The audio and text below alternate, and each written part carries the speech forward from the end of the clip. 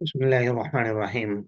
قد سمع الله قول التي تجادلك في زوجها وتشتكي إلى الله والله يسمع تحاوركما إن الله سميع بصير. صدق اللہ العظیم. یہ سورۃ المجادلہ ہے، مدینہ منورہ میں نازل ہوئی ہے. وہی ہے اثنتان و عشرون آیہ، اور اس میں تقریباً 22 آیتیں ہیں، وثلاث رکوعات، اور 3 رکوع ہیں، اور تقریباً 473 کلمات ہیں، اور 1772 1772 یہ سر جی کل پڑھی نہیں تھی ایسے میرے خیال میں. حروف ہیں. جی شروع کی تھی، پھر مسئلہ بن گیا تھا تھوڑا سا. اچھا جی. لائٹ چلی گئی تھی ہماری طرف. اچھا ٹھیک ہے. ہاں جی شروع کی تھی. یہ 1772. عورت کا جو ذکر ہے نا یہ پڑھا تھا. جی جی. مجادلہ کا معنی جھگڑا کرنا، بحث و مباحثہ کرنا. چونکہ اس سورت کی جو پہلی آیت ہے اس میں اللہ تبارک و تعالیٰ نے اس مجادلے کا ذکر کیا ہے جو اوس بن صامت الانصاری رضی اللہ تعالیٰ عنہ کی اہلیہ خولہ بنت ثعلبہ رضی اللہ تعالیٰ عنہ نے کیا تھا. واقعہ مختصر یہ تھا کہ ان کے خاوند نے ان سے زہار کر لیا، اور زمانہ جاہلیت میں زہار کو طلاق سے زیادہ اہمیت حاصل تھی. تو وہ چونکہ بوڑھی خاتون تھی، پریشان ہو گئی کہ اب میں کہاں جاؤں گی، پوری زندگی اس خاوند کی خدمت کی ہے اور اب میرے لیے پریشانی بنا دی ہے انہوں نے. آپ کے پاس آئی تو آپ صلی اللہ علیہ وسلم کی عادت مبارکہ یہ تھی کہ جس معاملے میں قرآن خاموش ہوتا تو آپ اس کو اسی حالت پر برقرار رہتے تھے جو اس زمانے میں تھا، بشرطے کے خلاف شرع نہ ہو. ظاہر ہے ان چیزوں کو تو دیکھا جاتا تھا. تو آپ نے یہی کہا کہ بھائی جب اس نے اب زہار کیا ہے تو آپ کو ان سے دوری اختیار کر لینی چاہیے. تو وہ بار بار آسمان کی طرف دیکھنے بھی لگی اور آپ سے بحث و مباحثہ بھی کرنے لگی کہ اس نے مجھے طلاق تو نہیں دی ہے، اور اسلام نے زہار کے حوالے سے کیا حکم دیا ہے، کوئی واضح حکم بھی نہیں ہے، تو میں کیسے اس سے علیحدہ ہو جاؤں.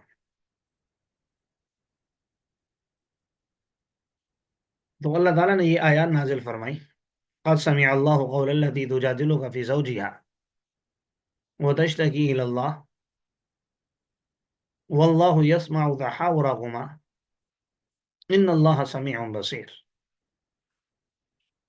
پھر آگے اللہ تعالیٰ نے زہار کا حکم بیان فرمایا جو آپ حضرات سورۃ الاحزاب میں پڑھ چکے ہیں.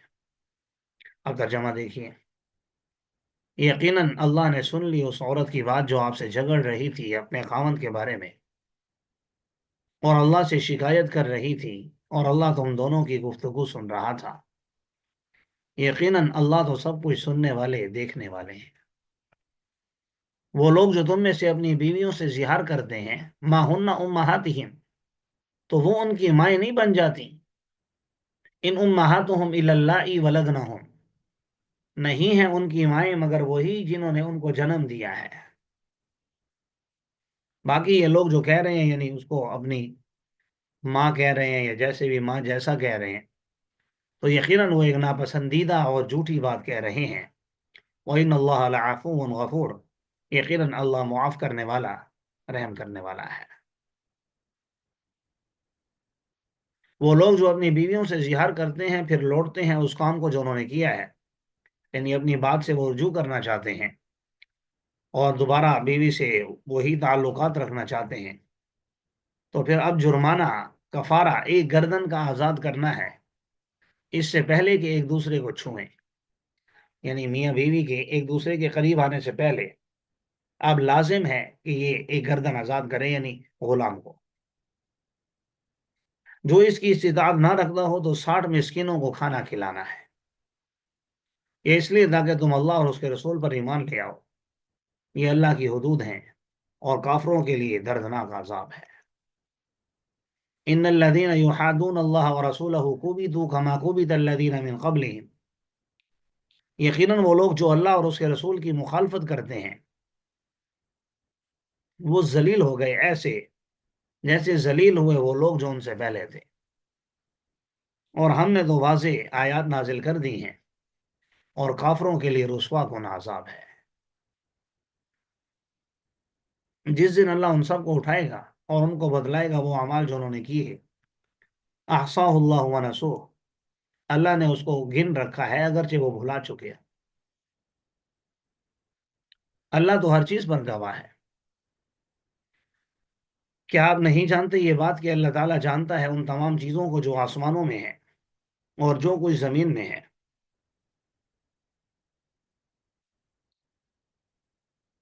ما یکون من نجوى ثلاثة الا هو رابعهم، نہیں ہوتے تین آدمی سرگوشی کرنے والے مگر وہ ان کا چوتھا ہوتا ہے، اور اگر چار آدمی نہیں ہوتے، پانچ آدمی، مگر وہ ان کا چھٹا ہوتا ہے، یعنی اللہ۔ ولا ادنى من ذلك، نہ ہی اس سے کم اور نہ ہی زیادہ، الا هو معهم، مگر وہ ان کے ساتھ ہوتا ہے جہاں بھی وہ ہوں، پھر ان کو بدلا دے گا وہ اعمال جو وہ کیا کرتے تھے قیامت کے دن، یقیناً اللہ تو ہر چیز کا علم رکھتے ہیں۔ اس رکوع میں بیان ہو رہا ہے کہ آپ صلی اللہ علیہ وسلم جب مدینہ منورہ میں تشریف لائے تو وہاں کے یہودیوں نے، وہاں آپ پڑھ چکے ہیں، یہودیوں کے تین قبائل آباد تھے، بنو نذیر، بنو قریظہ اور بنو قینقاع۔ انہوں نے رسول اللہ صلی اللہ علیہ وسلم سے معاہدہ کر لیا ایک دوسرے کے ساتھ، یعنی ایک دوسرے کے خیال رکھنے کا، جنگ نہ کرنے کا، وغیرہ وغیرہ۔ لیکن آپ جانتے ہیں کہ یہودیوں کے جو سرشت میں چیز رکھی گئی ہے وہ ہے شرارت۔ دلی طور پر یہ ویسے بھی مسلمانوں سے بغض رکھتے تھے، حسد کرتے تھے، کیونکہ وہ آگے بڑھ رہے تھے، تو یہ ایسے موقع کی تلاش میں رہتے تھے کہ ان کو تکلیف پہنچائیں، مسلمانوں کو، نبی کریم صلی اللہ علیہ وسلم کو۔ مثال کے طور پر آگے آ رہا ہے، السلام علیکم کے بجائے السلام علیکم کہتے تھے۔ پیچھے آپ پڑھ چکے ہیں، پہلے بارے میں پڑھا ہوگا، رائنا کے بجائے رائنا تھوڑا سا کھینچ کر کہتے تھے۔ پھر مسلمانوں کو دیکھ کر آپس میں سرگوشیاں کرتے تھے، تاکہ بات کوئی نہیں ہوتی تھی، ویسے ہی آپس میں کان لگا کر بات کرتے، تاکہ مسلمان یہ سمجھیں کہ ہمارے بارے میں بات ہو رہی ہے اور انہیں تکلیف ہو۔ تو اللہ تعالیٰ نے سرگوشیاں کرنے سے ہی منع کر دیا کہ بھئی ایسا نہ کرو۔ کیا آپ نہیں دیکھتے ان لوگوں کی طرف جن کو روکا گیا سرگوشی سے، پھر وہ لوٹتے ہیں اس چیز کو جس سے ان کو منع کیا گیا ہے، اور سرگوشیاں بھی کرتے ہیں تو گناہ کی اور عدوان، دشمنی کی اور رسول کی نافرمانی کی۔ اور جب وہ آپ کے پاس آتے ہیں تو آپ کو تحیہ کرتے ہیں، یعنی سلام کرتے ہیں ان الفاظ سے جن سے اللہ نے ان کو تحیہ کرنے کا حکم، آپ کو سلام کرنے کا حکم نہیں دیا، یعنی السلام علیکم جیسے میں نے کہا۔ اور کہتے ہیں اپنے دلوں میں یہ بات، لولا يعذبنا اللہ بما نقول، کہ کیوں اللہ ہمیں عذاب نہیں دیتا ان باتوں کی وجہ سے جو ہم کہہ رہے ہیں، یعنی ہم تو یہ منافق ہیں اور یہ پکا رسول ہے اگر سچا، تو پھر اللہ کا ہم پر عذاب کیوں نہیں آتا؟ تو اللہ تعالیٰ فرما رہے ہیں حسبہم جہنم، ان کے لیے جہنم کی آگ کافی ہے جس میں یہ داخل ہوں گے، اور وہ برا ٹھکانہ ہے۔ اے ایمان والو، جب تم سرگوشی کرو تو تم گناہ اور عدوان اور رسول کی معصیت، نافرمانی کی سرگوشی مت کرو۔ وتناجوا بالبر والتقوی، بلکہ نیکی اور تقوی کی بات کی سرگوشی کرو، اور اس اللہ سے ڈرو جس کی طرف تم اٹھائے جاؤ گے۔ سوائے اس کے نہیں، سرگوشیاں تو شیطان کی طرف سے ہوتی ہیں تاکہ غم میں ڈالے ان لوگوں کو جو ایمان لائے، حالانکہ وہ ان کو کچھ بھی نقصان پہنچانے والا نہیں مگر اللہ کے حکم سے، اور اللہ ہی پر چاہیے کہ بھروسہ کریں ایمان رکھنے والے۔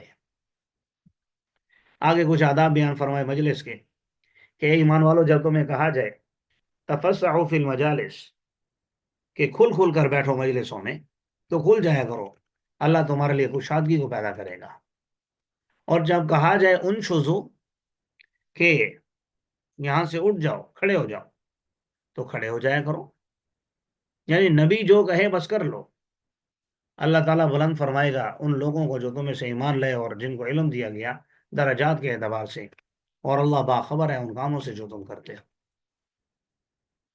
اے ایمان والو، جب تم سرگوشی کرو رسول سے تو سرگوشی کرنے سے پہلے صدقہ کر لیا کرو، یہ تمہارے لیے زیادہ بہتر ہے اور پاکیزگی کا ذریعہ ہے۔ اور اگر نہ پاؤ صدقہ کرنے کے لیے پیسے تو یقیناً اللہ معاف کرنے والا، رحم کرنے والا ہے۔ پھر یہ حکم ختم کر دیا اللہ تعالیٰ نے کہ کیا تم ڈر گئے ہو کہ تم سرگوشی سے پہلے صدقہ کرو؟ جب تم نہیں کر سکتے تو اللہ بھی تمہاری توبہ قبول کر لے گا۔ بس نماز قائم کرو، زکوٰۃ ادا کرو، رسول کی اطاعت کرو، اور اس کے رسول اللہ اور اس کے رسول کی اطاعت کرو، اور اللہ باخبر ہے ان کاموں سے جو تم کرتے ہو۔ آگے منافقین کا ذکر ہے۔ الم تر الی الذین تولوا قوما غضب اللہ علیہم، کیا آپ نہیں دیکھتے ان لوگوں کی طرف جنہوں نے ایسی قوم کو دوست بنایا جن پر اللہ کا غضب نازل ہوا، یعنی یہود و نصارہ سے۔ نہ وہ تم سے ہیں نہ وہ ان سے ہیں، اور جھوٹ پر وہ قسمیں کھاتے ہیں، جھوٹی قسمیں کھاتے ہیں، وہم یعلمون، اور وہ جانتے بھی ہیں۔ اللہ نے ان کے لیے سخت عذاب تیار کر رکھا ہے۔ انہم ساء ما کانوا یعملون، یقیناً برا ہے وہ کام جو وہ کر رہے ہیں۔ اور فی الحال بچنے کے لیے انہوں نے اپنی قسموں کو جنہ، ڈھال بنایا ہوا ہے، اور وہ اللہ کے راستے سے رک گئے۔ آخرت میں تو پھر ان کے لیے رسوا کن عذاب ہے۔ ہرگز ان کے کام نہیں آئے گا ان کے مال اور ان کی اولاد اللہ کے مقابلے میں کچھ بھی۔ یہی لوگ اہل جہنم ہیں اور ہمیشہ ہمیشہ اس میں رہیں گے۔ جس دن اللہ ان سب کو اٹھائے گا تو یہ قسمیں بھی کھائیں گے جیسا کہ تمہارے سامنے قسمیں کھاتے ہیں، اور سمجھتے ہی ہیں کہ وہ کسی چیز پر ہیں، حالانکہ یہ لوگ تو واضح طور پر جھوٹے ہیں، اور ان کا یہ جھوٹ قیامت کے دن واضح ہو جائے گا۔ اور ایسا ہوا کیوں؟ کیونکہ شیطان ان پر غالب آ گیا، استحوذ علیہم الشیطان، پس اس نے ان کو اللہ کا ذکر بھلا دیا۔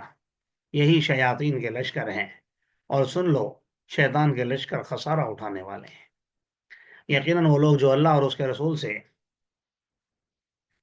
کے رسول کی مخالفت کرتے ہیں، یاد رکھو یہی لوگ ذلیل ترین لوگوں میں شامل فی الاذلین۔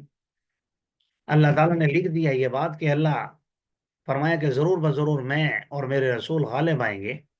ان اللہ قوی عزیز، یقیناً اللہ قوی بھی ہے، عزیز بھی ہے۔ آگے صحابہ کرام رضوان اللہ علیہم اجمعین کی تعریف کی ہے۔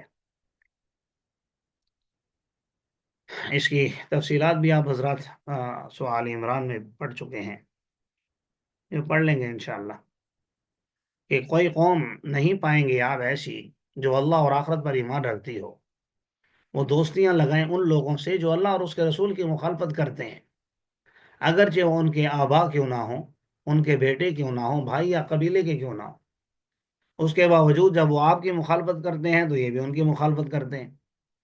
یہی لوگ ہیں جن کے دلوں میں اللہ نے ایمان رکھ دیا ہے، اور ان کی اپنی طرف سے روح کے ذریعے سے مدد کی ہے۔